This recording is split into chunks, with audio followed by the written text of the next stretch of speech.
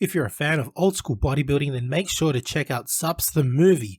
Filmmaker Alex Ardenti explores the $40 billion sports supplement industry, delving into the origins, evolution, and current state of supplements used by millions of fitness enthusiasts worldwide, available at Amazon and Vimeo.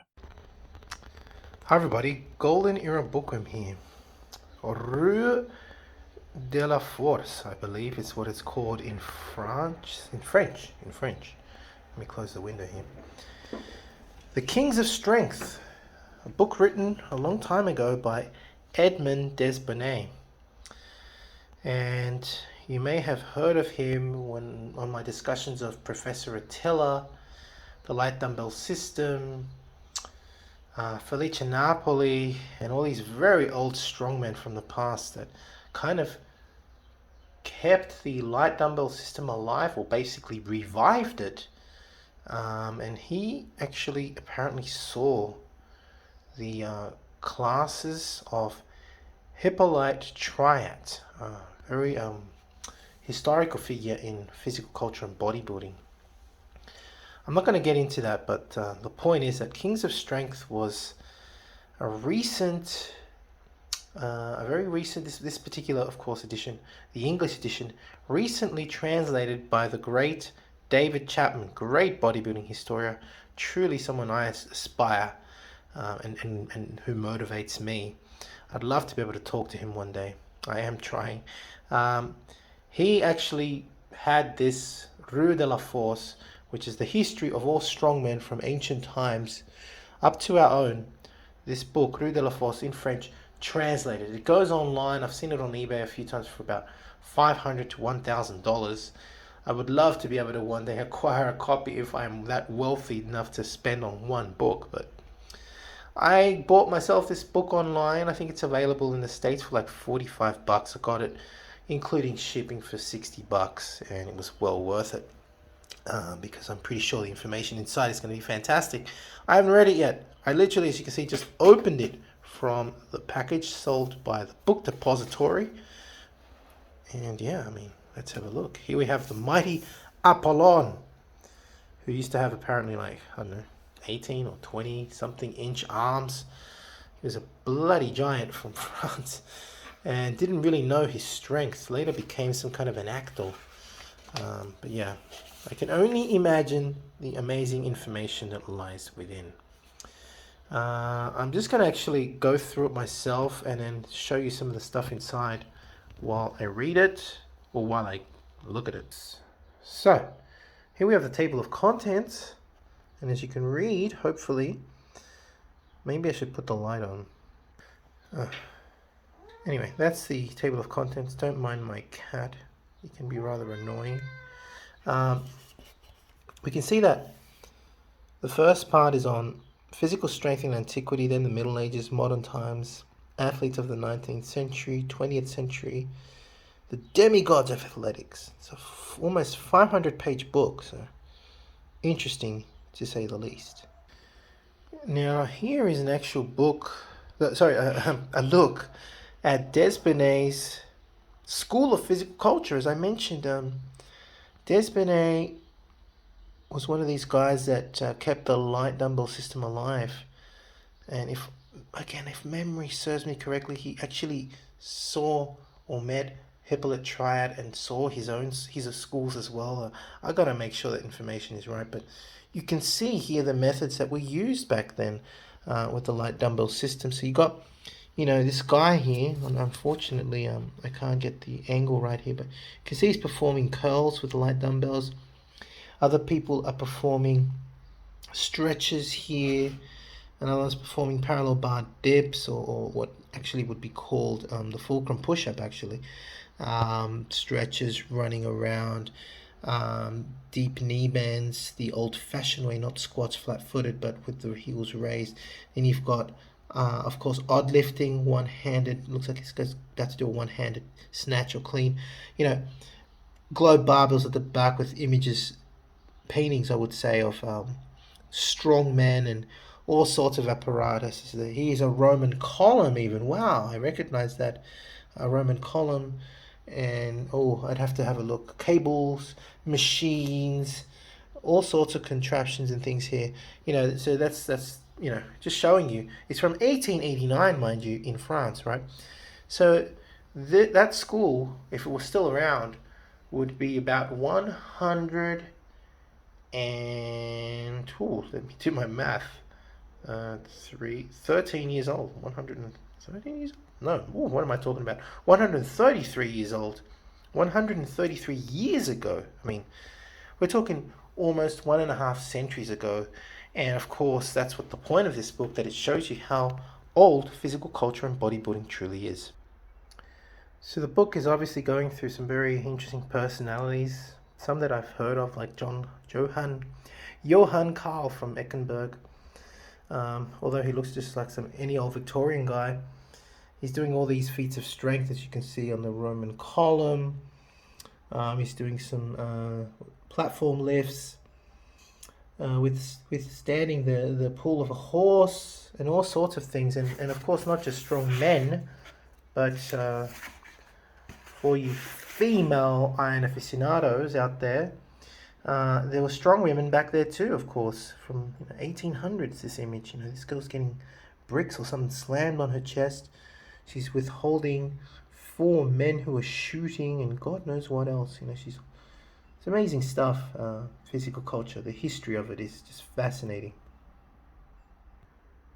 I've really fast forwarded here about 100 pages. I mean, this is just chock full of information of characters that I've never heard of before. I may have seen some photos here and there, but obviously this book has to be the most complete book on the history of strongmen. I've never seen anything like this. This is an amazing photo, so clear, of Professor Attila. Never seen a photo so clear of Professor Attila, and I'm really starting to appreciate the muscularity of some of these strongmen from the 17 and 1800s, let alone the early 1900s. As can be expected, of course, there's sections here on Eugene Sandow and others that I'll quickly show you. I've got sections on George Hackenschmidt. I mean, look at the mass, it's just incredible. The Russian lion right there. One of my favorites is, of course, Vansittart, Charles Vansittart, who I've covered on my channel. And there's also a section on the super athletes. I have to apologize, it's a paper book, so it's really hard to open, such a very thick book, with, of course, Louis Cyr featured, as well as, of course, Louis Uni, better known as Apollon, who's on the cover. Yeah, it's just ridiculous. Ridiculously informative, all I've got to say. My absolute first look at the Kings of Strength. And for anyone that is interested in the Bronze Era, in natural lifting, in finding out the true, I don't even know how to put it, not even the limit of human strength, but the incredible capacity that we hold within, the possibility that lies dormant within us. The Kings of Strength is the book for you if you doubt your own possibilities. In a day and age where people have it ingrained in their minds that they need steroids and performance-enhancing drugs to do the impossible. Read the Kings of Strength. I mean, you'll see what is capable if you put your mind into it, if you just are consistent with training.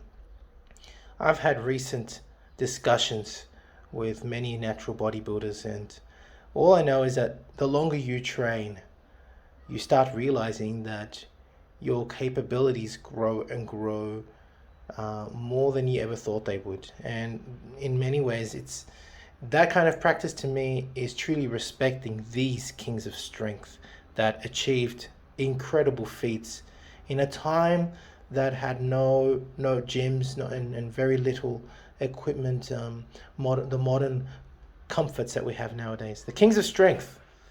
Can't wait to read this. I give it a double, triple, quadruple, 100 thumbs up. A wonderful job, obviously, by David Chapman in getting this book translated. Can't wait to read it, and will give you my full my full review in the future. Thanks very much. That's it from me. This is the Golden Era Bookworm saying bye for now. As a natural bodybuilder, it is imperative to know your own testosterone levels, as they are a reflection of the anabolic environment created by your diet and training. I would highly recommend using the male hormone test kit from Let's Get Checked, and make sure you use my code GOLDEN30 for a 30% discount. Again, the advantage of checking yourself regularly is that you will know how well your body is anabolically primed to put on the much desired muscle you are working for. Now, if you're interested in learning more about Vince Gironda's approach to bodybuilding, his principles, and all these tips of wisdom that he has, I mean, there's so much stuff that probably hasn't been proven by science, and it will take science to prove or disprove Vince. But to be honest, these 3 books, I believe, which I call the Classic Physique Bundle, are the best books that Vince ever came out with. And they, of course, are the Wild Physique, the Master Series, and the Pro Series.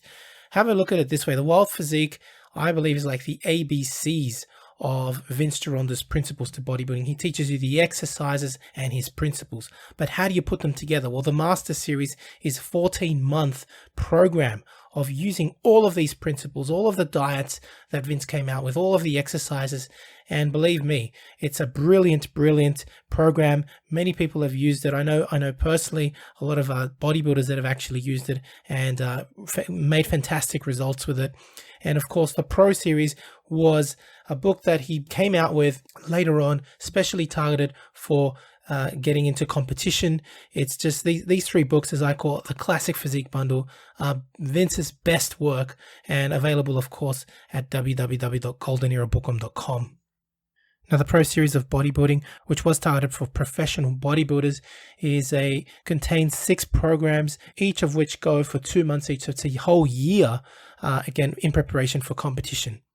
Online training is now available, including my new program, Novice to Classic, a program geared towards beginners and novices looking at developing a classic physique, as well as Classic Cut, geared at those who wish to lose weight and gain muscle fast. Details available at www.goldenerabookworm.com. Need a bodybuilding poster for your gym or office? Then check out Ironman Magazine archive.smugmug.com for the highest quality posters on the planet. Scroll through the galleries of all the legends, including greats such as Arnold, Frank Zane, Sergio Oliva, Serge Nubret, Tom Platz, and Larry Scott, and much more, and select your poster now. To support your favorite YouTube channel, please visit teespring.com/stores/goldenerabookworm for merchandise, including t-shirts, hoodies, face masks, phone cases, and much more. Once again at teespring.com/stores/goldenerabookworm. Become a patron at www.patreon.com/goldenerabookworm for hard to find books, scans of rare photos, and articles on the golden era of bodybuilding. I don't think that Bill Phillips looked at it as, I want to compete against them. I want to destroy them.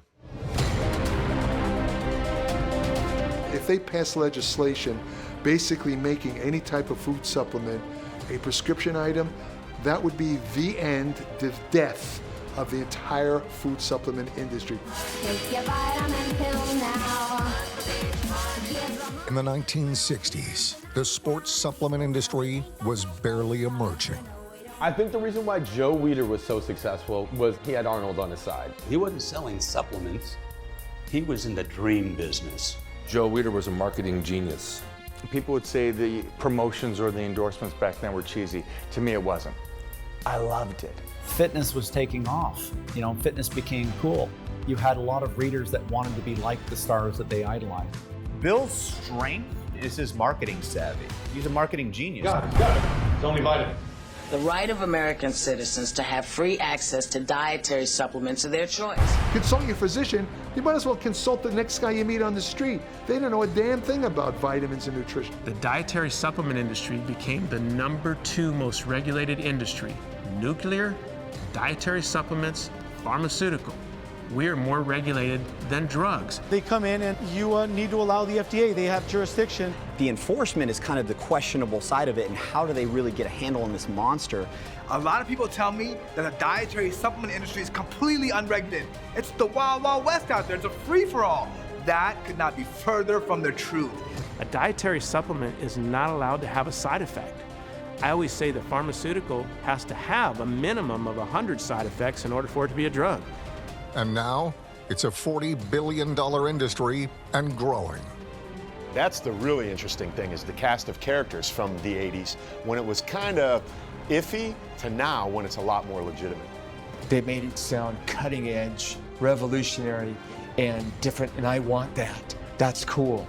We are in this industry to improve our health. It's not just a vanity project here. We're working on our lifeline. We eat a certain way to improve our health. We train a certain way to improve our health.